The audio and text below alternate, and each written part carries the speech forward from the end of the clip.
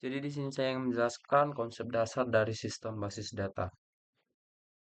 Jadi yang saya akan jelaskan adalah data manipulation language, query table, data integrity, join clause, dan events query. Jadi yang pertama akan saya jelaskan adalah tentang data manipulation language atau bisa dibilang DML.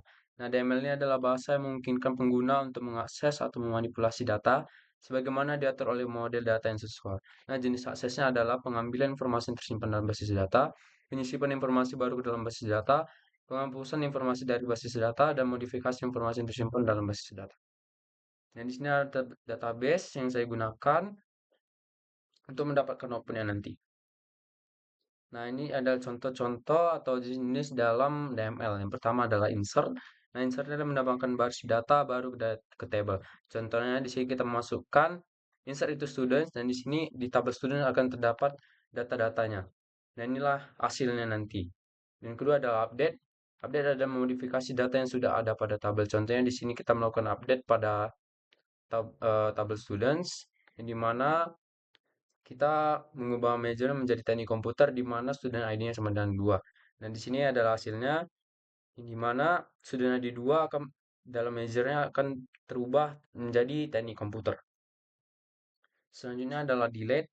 Yang delete-nya menghapus baris data dari table. Contohnya di sini delete from table enrollments di mana enrollment ID sama dengan 5. Nah, di sini hasil yang didapat adalah di sini enrollment ID yang kelima akan terhapus dari table.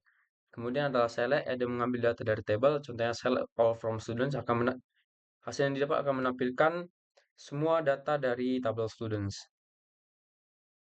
Nah, ini juga select from enrollments akan menampilkan semua tabel dari enrollments dan dari course akan menunjukkan hasil dari tabel dari course.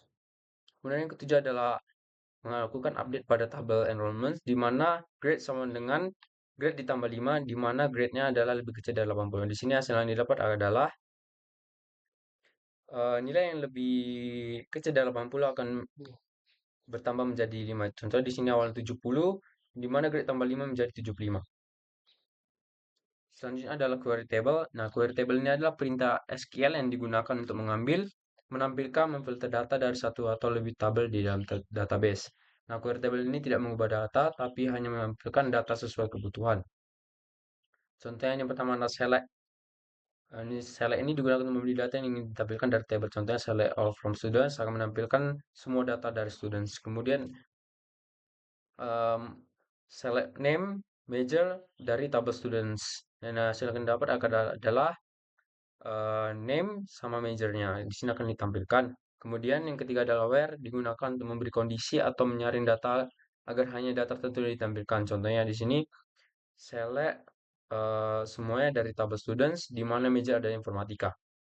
Yang di sini hasilnya akan menampilkan hanya major yang informatika. Kemudian adalah order by digunakan untuk mengurutkan data berdasarkan kolom tertentu. Contohnya, select all from students, kita mengurutkan enrollment year, descending. Nah, hasil yang dapat enrollment year-nya akan diurutkan dari yang terbesar menjadi dari ke yang terkecil. Kemudian yang limit ada digunakan untuk membatasi jumlah baris data yang ditampilkan. Contohnya, select all from students, kita limitkan hasilnya menjadi 3 contoh. Ini hasil yang akan didapat nantinya. Kemudian ada distinct yang dimana distinct digunakan untuk menghilangkan data yang sama. Contohnya select distinct measure from students. Jadi di sini hasil yang akan didapat adalah jika ada major yang ada dua, informatika akan diubah menjadi satu saja. Ini hasilnya informatika, teknik komputer, dan manajemen. Yang ketujuh ada like, ada digunakan pencarian data berdasarkan pola. Contohnya di select all from students, di mana namanya berawalan dari A. Nah, di sini hasil yang akan dapat adalah nama yang berawal dari A ialah Andi.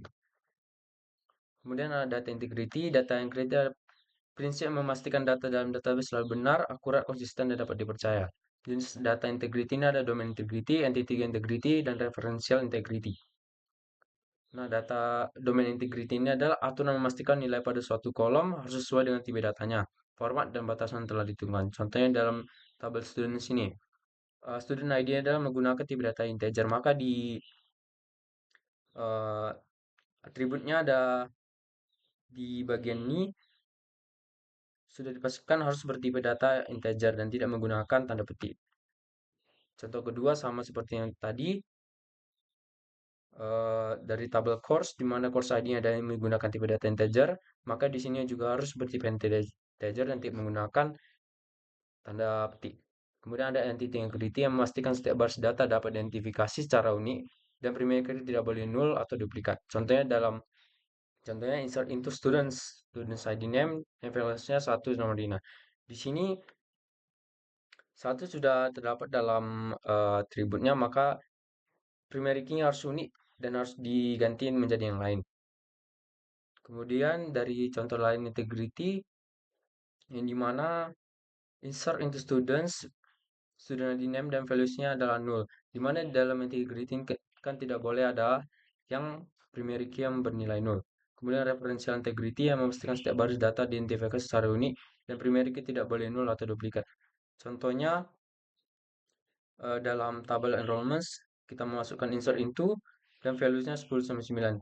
Di sini tidak ada 10 dan 99 di dalam tabel induknya. Jadi foreign key di sini tidak ada dan melanggar referential integrity. Nah, ini sama untuk contoh-contoh yang lainnya, sama seperti yang di sini.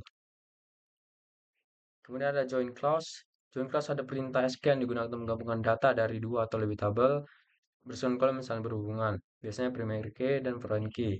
Nah, join ini digunakan data yang saling terkait bisa ditampilkan dalam satu query. Jenis join clause ini inner join, cross join, left join, right join, union, dan self join. Nah, yang pertama inner join dan menampilkan data memiliki pasangan di kedua tabel. Contohnya di sini select students dari atribut name dan dari tabel course dan dari atribut course name. Di sini akan menampilkan nama dan course name-nya. Kedua adalah cross join, menghasilkan kombinasi semua baris dari dua tabel.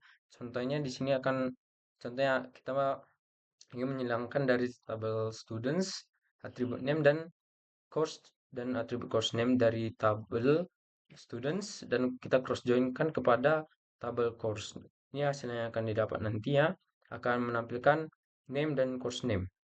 Cross join menampilkan semua data dari tabel kiri. Contohnya di sini select students name dan enrollment grade dari tabel students dan kita left joinkan kepada tabel kanan yaitu enrollments di mana students student ID dan sama dengan enrollment student ID. Nah, inilah hasil yang akan ditampilkan nantinya.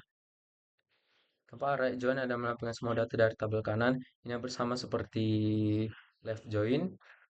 Yang kelima union adalah mengambil hasil dua query select menjadi satu tanpa duplikasi data yang mana select name from students.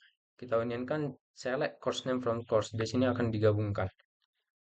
Yang keenam ada self join yang dimana kita joinkan pada tabel yang sama.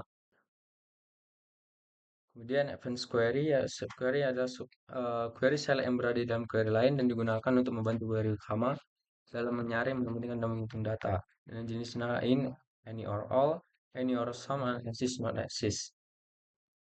Dan yang pertama in digunakan untuk mengecek apakah suatu nilai termasuk dalam hasil query. Inilah contohnya dan inilah hasilnya. Kemudian ada any kondisi benar jika salah satu hasil sudah memenuhi syarat. Inilah contohnya dan ini hasilnya. Dan all kondisi benar jika semua hasil sekolah memenuhi syarat. Kemudian ada sum sama seperti ini, di mana di SQL-nya sum sama dengan ke ini. Kemudian sys mengecek apakah square menghasilkan data atau relasi. Dan di sini kita mengecek apakah square ini menghasilkan data. Kemudian dan sys adalah kondisi benar jika semua hasil memenuhi syarat. Di sini terdapat student yang tidak memilih enrollment maka hasilnya akan si Dewi saja sendiri yang tidak mengambil enrollment.